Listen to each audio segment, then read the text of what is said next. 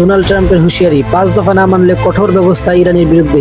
18 মে ওয়াশিংটনে Donald Trump আবারও ইরানের বিরুদ্ধে কঠোর অবস্থানের ইঙ্গিত দিয়েছেন। তিনি দাবি করেন যুক্তরাষ্ট্রের প্রস্তাবিত 5 দফার শর্ত না মানলে ইরানের বিরুদ্ধে চূড়ান্ত ব্যবস্থা নেওয়া হতে পারে। ট্রাম্পের এমন মন্তব্যের পর আন্তর্জাতিক অঙ্গনে নতুন করে উত্তেজনা সৃষ্টি হয়েছে। এক সাম্প্রতিক বক্তব্যে ট্রাম্প বলেন, ইরান যদি পারমাণবিক কর্মসূচি সীমিত না করে, আঞ্চলিক সশস্ত্র গোষ্ঠীগুলোকে সমর্থন বন্ধ না করে এবং যুক্তরাষ্ট্রের নিরাপত্তা স্বার্থের বিরুদ্ধে কার্যক্রম চালিয়ে যায়, তাহলে ওয়াশিংটন কঠোর পদক্ষেপ নিতে বাধ্য হবে। যদিও তিনি সরাসরি সামরিক হামলার কথা উল্লেখ করেননি, তবে বক্তব্যকে অনেক বিশ্লেষক স্পষ্ট হুমকি হিসেবে দেখছেন। রাজনৈতিক বিশ্লেষকদের মতে ট্রাম্পের এই অবস্থান মূলত মধ্যপ্রাচ্যে যুক্তরাষ্ট্রের প্রভাব পুনঃপ্রতিষ্ঠার কৌশলের অংশ।